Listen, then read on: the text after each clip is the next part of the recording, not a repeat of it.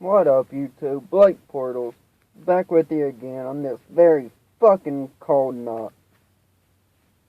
But, yeah, let's talk about what I believe is going to be the consequences and fallout of this Las Vegas shit. Not soon, well, not long after news broke of what happened in Vegas,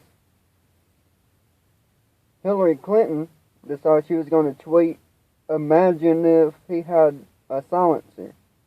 They need, to take a stance against the NRA. And she didn't want to make it political. No, not political, but she wants to take a stance against the NRA, though.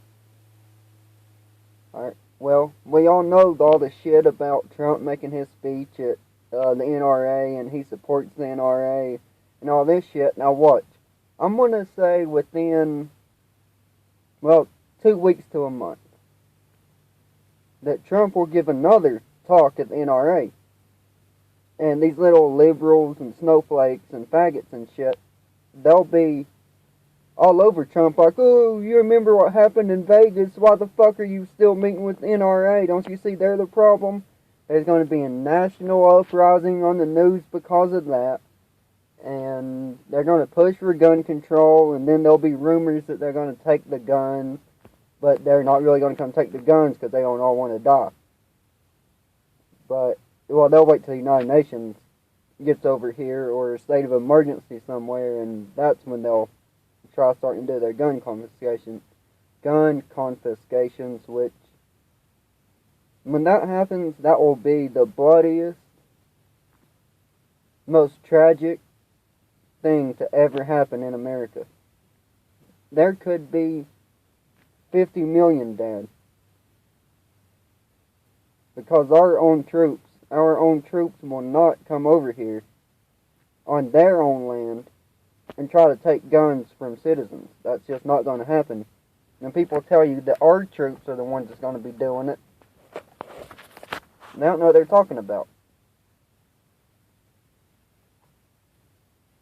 The threat comes from people like Saudi Arabia and the rest of the United Nations countries that will come over here eventually and try to do it, because they know they don't want 100 million guns pointing at them. So they'll try to set off another event to start the gun confiscation, but that's a couple years down the road. But here, in the near future, there'll be a big ass debate against Trump and guns, and the NRA, and anything having to do with the NRA or guns or right-wing Republicans or conservatives, whatever you want to call it. And I say whatever you want to call it because they're all the same. Liberals, Republicans, conservatives. Maybe not the people. A liberal person and a liberal conservative are completely different because of the mindset. But the ones playing the leaders of the liberal parties and the liberal movement and the conservative movement and the Democratic and Republican parties, they're all one and the same. They're just putting on a play. They're just all acting in a movie to, get us to buy their opinion and only their opinion.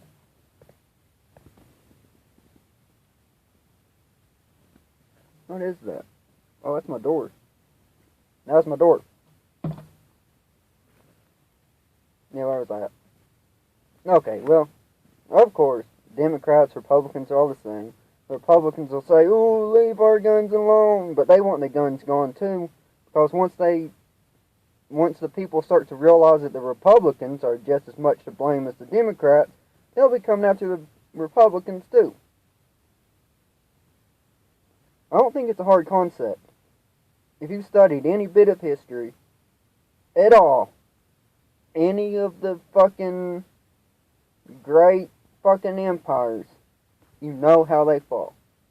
And they all fall the same, and America is following the exact same path.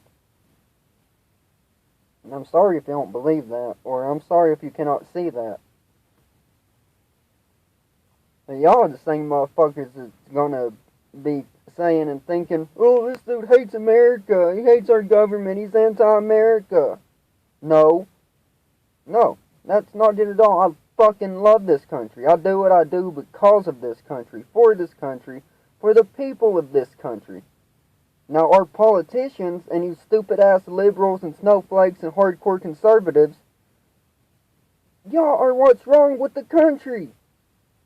Y'all hate this country because you think it has to be the way you want it to be, or the way your friend wants it to be, or Tucker Carlson however he wants it to be, or Ben Carson however he wants it to be, or Hillary Clinton however she wants it to be.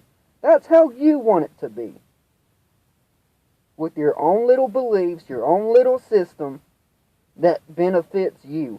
Don't worry about benefiting the rest of the people, but benefits you and your thoughts, your beliefs, and your life.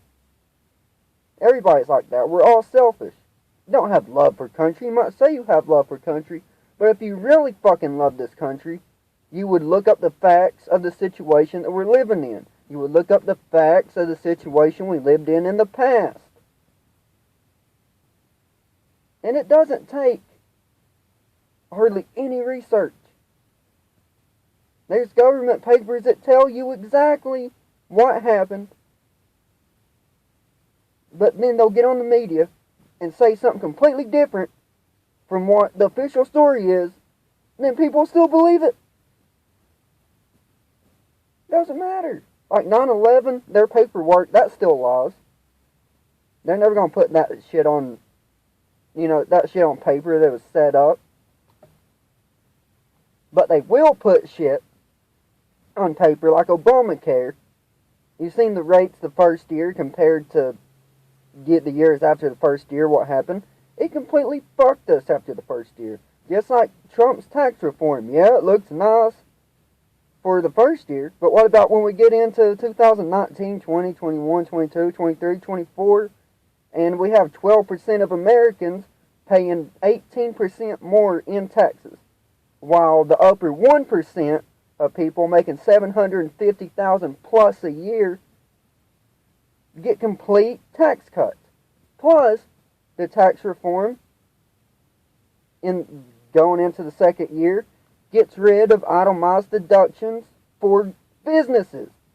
How many businesses do you know, or people you know that own business, that their business is only running due to itemized deductions because the cost to run their plant, run their business, get their product, all of this shit. That's all on paper. But they'll only tell you about the plan for the first year. You see how that works? So it's time to start looking into some shit. But I'm out. Have a good night, YouTube. Blake Portals.